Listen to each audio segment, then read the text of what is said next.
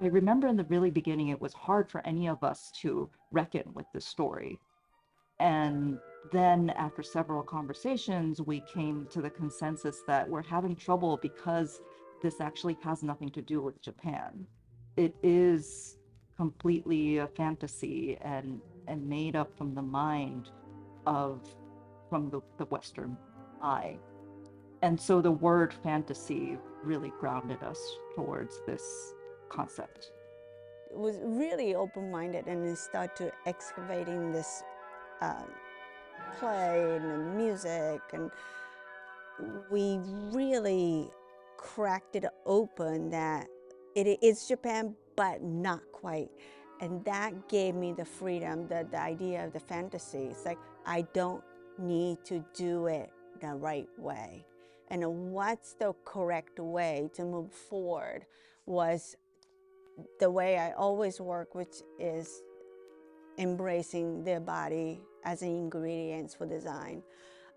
So understanding the three-dimensional, different body types, different skin colors, and what they feel embraced as opposed to conformed. So that was a part of my thinking always. And the fantasy, the framework of the fantasy really liberated me to think about my knowledge of kimono, but how could I make this to look right on not only Asian body, but also Western body. That was a very rewarding process for me as a costume designer. It was challenging, but also it was rewarding. We didn't try to advertise Japanese culture intentionally. However, we are all Japanese. So whatever we do probably has some Japanese influence in it. And I hope they enjoyed it and feel interested in Japan, be appreciated as well. The way I experienced this was I had a fixed idea and I purposely made a choice to let it go, that idea, and then engage this Puccini's opera from a very fresh point of view. And I hope the audience will be able to do that by watching this production and have a different perspective. And if we were able to do that, I feel like we moved the gear one step forward. And then that's what I would hope. There will probably be expectations. You know, Madame Butterfly, it's been done for so many times. People have seen it probably. And I would really want, if folks are surprised or shocked at something they see, I hope that they can then ask why, maybe be curious to why some people thought this is a version that should be made. You know, just try to imagine why some people, meaning us, thought, and we took a lot of care into it, so it wasn't on a whim. So I hope some people will be curious about our journey too. So in a way, this opera, even it's made more than 100 years ago, somehow I feel very much Japanese culture is described as well, compared to American culture. So yes, this is fantasy, but I know it's not truly wrong description either.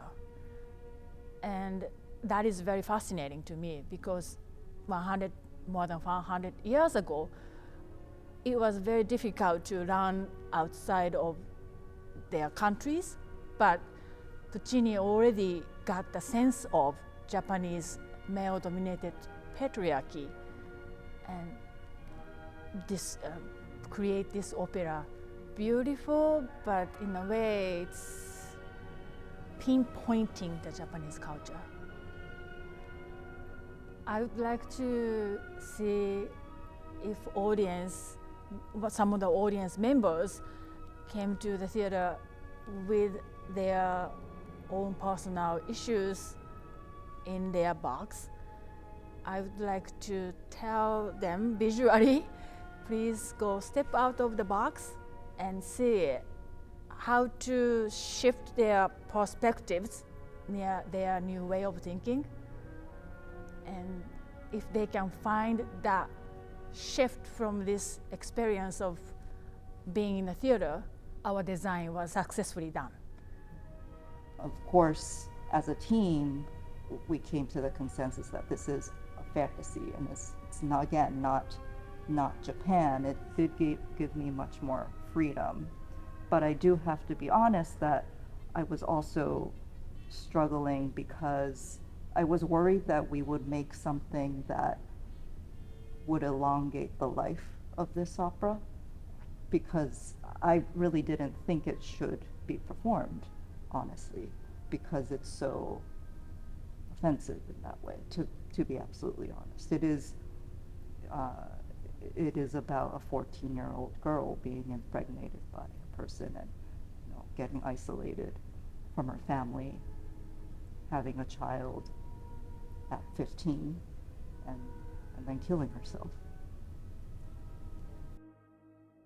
This was particularly difficult, I think, because I did not know that I had this bad notion, but I've seen Madame Butterfly production in the past, and then people trying to do Japanese kimono on stage to represent Japan. And to me, to my eyes, it was never done right. And when I was asked to do the costume design, will I be able to do that right? I think keep tackling it is the only way to move forward. Yeah. I don't think shutting it down and then as if it doesn't exist does not help our culture move forward. But I also think that work has to be done. I don't think it should, let's do Madame Butterfly and then not really give it the time it needs, and have people grappling with it is important. So yes, I want it to continue and people should have these conversations, but that takes so much work and time. Well, that's why we struggle a lot. We have the libretto, and we have the beautiful music.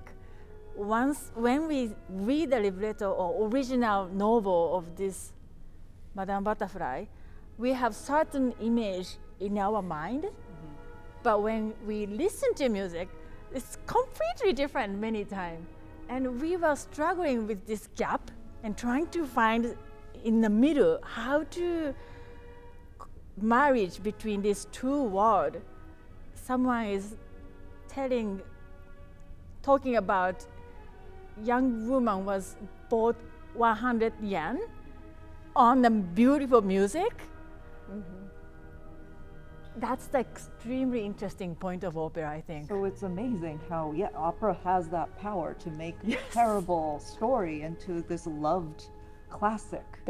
So why can't it be? I think the music itself elevate you to take us to somewhere else, and then you really engage the libretto. That's when we understand, like, whoa, what is this tension? But without that elevated place, we just reject it, right? I think it gives us a place to crack open, and then gives us a space to think and wonder and dream and imagine.